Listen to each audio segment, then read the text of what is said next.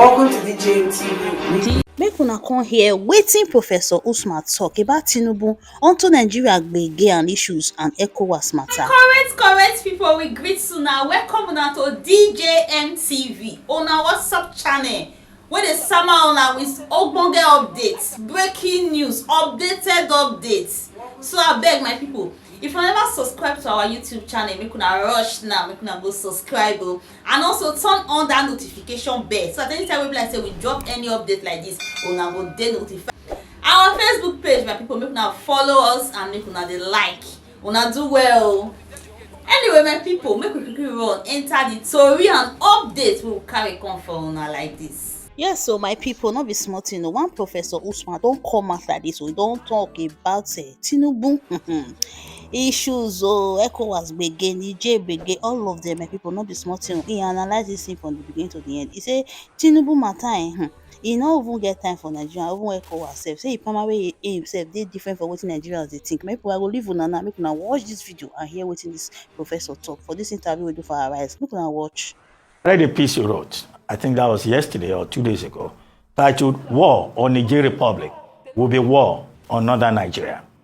And in that piece, you expressed the same sentiments expressed by senators from those 7 states bordering Niger Republic in the northern part of Nigeria, Sokoto, Kebbi, Katsina, Zamfara, those 7 states.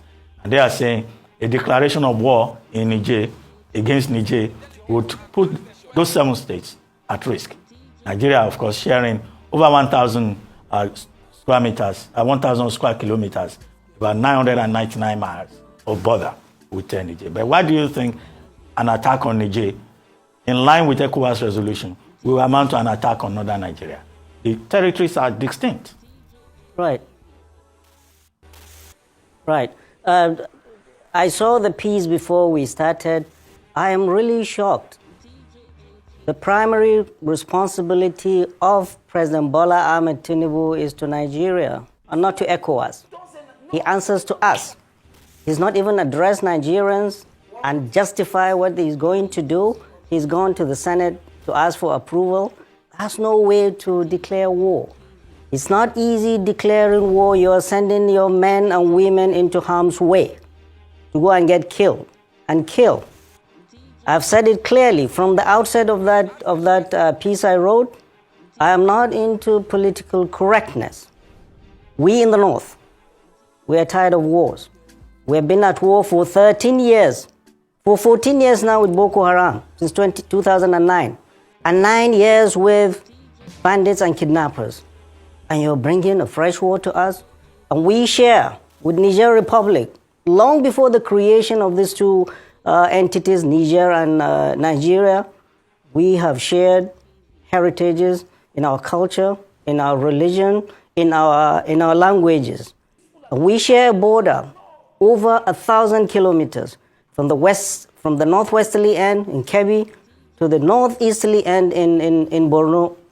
We have Zabarmas in Nigeria and Niger. We have Hausas. They are the predominant tribe in Niger, 53%. We have Fulanis. We have Kanuris. The whole of Difa region around the northeast of Nigeria, they are Kanuris.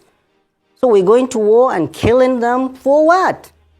Before any president goes to war, he comes and explains to his people, these are the reasons why I'm going to war. What are the strategic importance, economic, security, or political strategic importance of going to war? What are the self-interests of that country in going to war? The people who are going to war on their behalf, the Western world, France and the United States, they know what their interests are. Their strategic interest is not the people of Niger or Nigeria, but what is underneath the soil of Niger and Nigeria. Prof, well, is this really about ethnic identity? Go ahead. Is this about ethnic identity? The president approached the Senate as stated in Section 5 of the Constitution, because the president of Nigeria cannot go to war without the approval of the National Assembly at a joint session. Or he may not he may just seek the consent of the National Defense Council and send troops on limited combat duty. But he was talking specifically about resolutions of ECOWAS. He's chairman of ECOWAS, and Nigeria is a signatory to the Constitutive Act of ECOWAS on on coups and military interventions in Right. the region. Right. Right. So he's sounding like he's answerable more to ECOWAS than to Nigerians. We in Nigeria, 78% of the landmass of Nigeria, 7 states and 19 states in this country are saying no to an unprovoked war with Niger. It's not ECOWAS.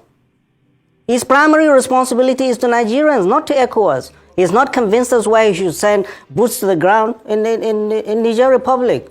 And for goodness sake, where are you going to get the troops from? The Nigerian military is stretched all across, deployed all across the 36 states of this country. Where is he going to get the troops from? Is he going to pull troops from the northwest, or the northeast, or the southeast? The only place there is some leeway is the southwest. And that will be a small number of troops. And he should be very, very careful. That is what I wrote there. He's going to do the bidding of the Western world. The fight in Niger is not our fight. It is going to be a proxy war between Russia and NATO. And this is what concerns me the most. We are being surrounded by countries now where you're having this proxy war between these two countries. And we're going to do their bidding. President Bola Ahmed Tinubu has not even settled down. He doesn't even have his team and he's declaring war without consulting the people, without the consent of the people. Okay. No, we say no to war and we're not going to support any war. Okay, I get your point. You had a number of recommendations, one of which is that diplomacy should be the best option. Where that diplomacy, as ECOWAS chair, President Tinubu had liaised with President Patrice Talon of Republic of Benin. He was the first person to go there. President Idris Deby of Chad was also sent there. The chief of air staff of Nigeria and the former governor of Katsina State, Aminu Masari, and one other were also sent there. They didn't make progress. Only this week, General Abdul Salami Abubakar and the Sultan were also sent, as a delegation, as part of a delegation, to talk to the coup leaders. In fact, they were not even granted the audience. So that diplomatic option has been pursued. It has failed. Are you suggesting that if the other ECOWAS chiefs, ECOWAS presidents, now that their army chiefs have met, if they decide to go ahead, Nigeria should just pull out? How would that make us look? No, I'm saying if they decide to go, that will be wrong decision. And if President Bola Ahmed Tinubu takes the decision as the chairman of ECOWAS to go to war, he's doing that on his own. No, but I'm saying that it's not a unilateral decision. No. It's a group decision. No, Nigeria is Nigeria. And he is governing 200 million people. We have to give him approval to do that, even if he's the chairman of ECOWAS. The president of the Federal Republic of Nigeria is more relevant to us than being the chairman of ECOWAS. We that know are telling him things that his advisors will not tell him, that going to war, sending troops into Niger Republic will be a disaster, unprovoked. We have had our own share of military takeovers in Nigeria. Nobody sent troops to us. What of Mali? What of Guinea? What of Burkina Faso? What of that Chad? That was the place where the French president was there babysitting the current president. Nobody sent troops there. We need to be very, very careful. It's their internal problem, and we should be able to help them. And the reason why we are saying negotiations do not help, at the very beginning, you are putting on the table the threat of violence, the threat of force, and you're asking the other party to listen to you. You have brought your last trump card at the very beginning. There's no way to do it. And it's showing the inexperience of President Bola Ahmed Tinubu on the international scene. He has not been properly advised. He does not have his team to advise him properly. You do not do that. Okay, let's say you roll in your tanks, if you have them, into Niger Republic. What do you do? What do you do? You install Bazoum by force and you stay there and keep him by force? We have seen the United States going to Iraq, going to Afghanistan, saying they are going to bring democracy. Where are they now? We need to be very, very, very careful. Military option is not the option. We have to. My recommendations are, first of all, take that threat of violence off the table, because that is what is making them more entrenched into their positions. That's why they refuse to see our elders. You are saying you're going to hit them and you're going to talk to them. Why are you here then? Take the threat of violence off the table. Start serious and sincere negotiation. And most importantly is, how are you going to help them solve this problem, which is an internal problem? By solving this problem is that, how are we going to do it? What is going to happen to Bazoum? The safety of Bazoum and his family must be paramount. What is going to happen after that? What do Nigerians want? Do we want this military for how long? How can we pressure, the ECOWAS and the international community, pressure the junta to have a timetable to transition to a democratic rule as soon as possible, without the threat of violence? And essentially, ECOWAS has declared war. They have closed borders. They have closed airspace. They have, President Bola Ahmed Tinubu unilaterally broke the treaty between Nigeria and Niger that was signed in 1960. That Nigeria will be supplying Niger Republic with electricity. Nigeria currently supplied 70% of electricity to Niger Republic. In exchange, Niger Republic will not dam River Niger upstream. If they dam River Niger upstream, we'll all be dry. We won't have Kainji Dam. President Bola Ahmed Tinubu unilaterally, without reverting to the Congress, broke that treaty. Now the capital, Yemé, is in darkness. And you are saying we are going to... This is a country that has 40% of its budget is foreign aid. Biden sanctions, you close their borders, no-fly zone, you close, you cut electricity. Well, what is at stake is more than just what we see. Well, we don't understand. The president needs to be properly briefed. And he isn't. He doesn't look like he is. Prof, well, except that in war, all is fair as in love.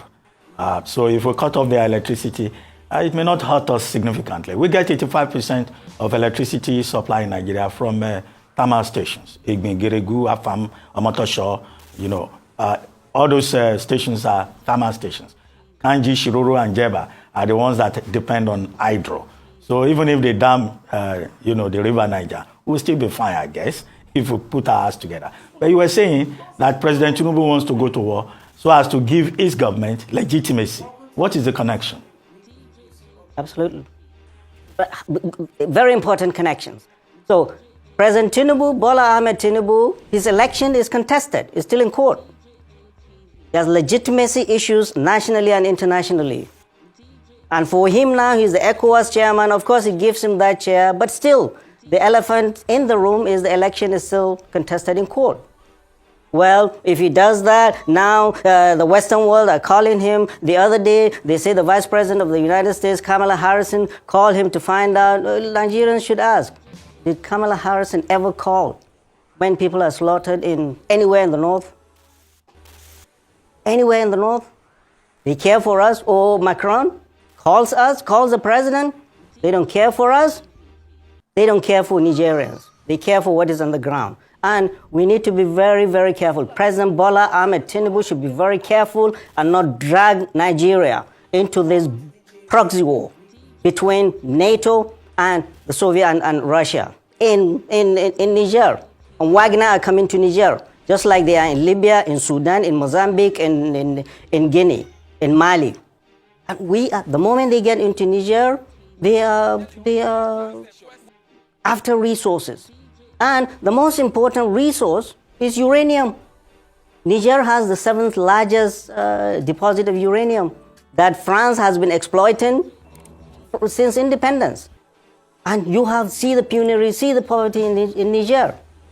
The second thing is we have this Trans-Saharan pipeline that is built to be piped from Warri through Niger up to Algeria, to stop in Algeria and then go into Morocco and Tunisia to Europe.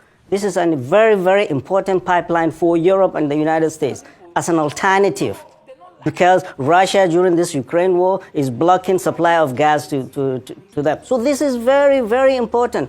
The United States is there not for God, country, or the love of Nigeria or Niger. They are there because of the resources. France, we know France has been there. France has never loved democracy. We need to be very careful. At a time, and I wrote it in that letter, in that piece, at a time when African Francophone countries like Burkina Faso, like Mali, They are severing their ties with France. Our president Bola Ahmed Tinubu is being dragged into being their ally. Prof. They can never be good allies. Prof, today is the deadline that ECOWAS has given, and you are saying forget about military intervention. Would this not amount to a loss of face, not just for Nigeria, but for all the other countries, considering the fact that our Chief of Defense Staff, General Musa, is even the chair of the ECOWAS chiefs, defense chiefs? How do we live with that? What will look like an embarrassment, or if you like, disgrace? Because the coup leaders in Niger, they've been snubbing Nigeria routinely. No, Ruben, we have never had issues with Niger. During the Civil War, Niger was a very important ally. When Cote d'Ivoire and Gabon were against us, when France was against us. Niger has always been a steadfast ally of Nigeria. We've never had issues with them. We've never fought them. We go in there, we will see the father and mother of banditry and Boko Haram like we've never seen. Forget faces. It's not our ego or the face of the president or anybody. It's about Nigeria and about the lives we are going to commit to battle. This is the most important. This is not well thought through, this is misguided and will not be accepted by people, especially we here in the north that live in close proximity to this war. These are our flesh and blood. They are our people. They've done nothing to us. They are our allies. You go to Zamfara, you go to Katsina, you go to Niger, you go to Borno State. They have been helping villagers when bandits come. And over 300,000 of Nigerians are IDPs in Niger Republic from all of these conflicts. President Bola Ahmed Tinubu, instead of starting a fresh war, we want you to close these wars. Boko Haram, 14 years. Banditry, 9 years. We want you to give marching orders to the military. We want this Boko Haram and banditry to end and end now. It can be done. We don't want it to be a forever war. Our societies have been devastated. Economies devastated. Our schools, hospitals, infrastructures devastated. You are starting another war and you expect us to support you? Why? Okay. We voted for you. That is we, not I. I didn't vote for you. Those that voted for you to bring peace to our land. We want you this year to bring an end to Boko Haram and banditry instead of opening another battle front in Niger Republic. That is your mandate from Nigerians, not ECOWAS. Yes, so my people, not be small thing. Now here this man the para, not be small. Say as you just they do face. Anyway, my people, now the updates we will carry come for now like this video. So how na reason, how na see am. Make una drop una comment so and make una no forget to like and share. DJ